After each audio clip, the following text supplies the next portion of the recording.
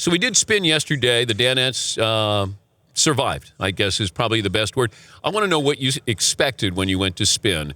And because you guys have made fun of me since I do spin usually 2 or 3 times a week at SoulCycle. And you guys went in there. You were mocking me. And then all of a sudden, boys got up on the bike. You lock in your shoes, those clips. Hated that sound. And Fritzy goes, can I get out of this? I said, no, you can't. But it was more than that because you left out a few details beyond the pedaling. I did. Because if I told you everything, you wouldn't have gone. When you go, wait. No, but it was mandatory. We had to go, but there would have been a lot more anxiety knowing that there were like 3 other elements beyond the actual pedaling of the bike. McLovin had a bicycle helmet on. Always, you're practicing safe cycling. Honestly, any of us could have fallen off at any given moment, especially Paulie. Paulie had 2 beers. Paulie was drinking. I had 2 beers, a cigarette, and a Cutter shirt from the movie Breaking Away. Yeah. Seton had done spin before, and so Matt made you sort of the veteran of the group. Yeah, and it was it's exactly what I remember from the last time. And Fritzy, you had your cut-off shirt on, showing the guns. You had sweatbands on. I did have nice wristbands on. They were navy blue that matched my sweats.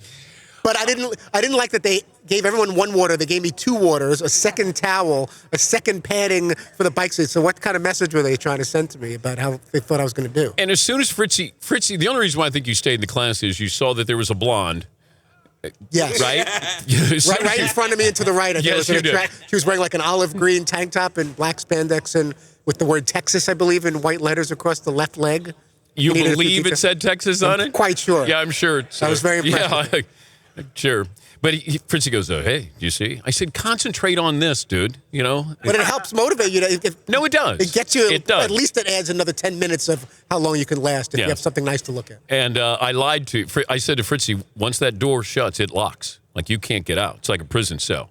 And you're like, really? Like you started to get claustrophobic? When we did the sausage race in Milwaukee, when you couldn't get the sausage off before we you? even started pedaling, I'm like, I really can't get out of here if I want to get out of here. I couldn't get my feet off the pedals after you locked it in, and then they're locking the doors on us?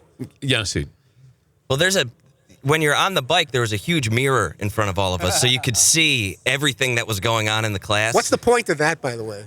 Watching, especially if you're not in particularly wonderful shape, that's going to motivate you to see yourself in the mirror sweating and huffing and puffing like that? They have mirrors at a gym, and you have no problem when you're doing your bicep curls. That's true, but that's just for standing in front of the mirror and doing the bicep curl. But for anything else, I'd really rather not have mirrors. Seton, how did you survive? Well, I spent the last 10 minutes of the class wondering if I was going to throw up, to the point where I was like, I think I got to leave. I think I'm going to have to get out of here. And I was looking at that mirror, and I could just see my face turning white. And I could see everybody else just killing it.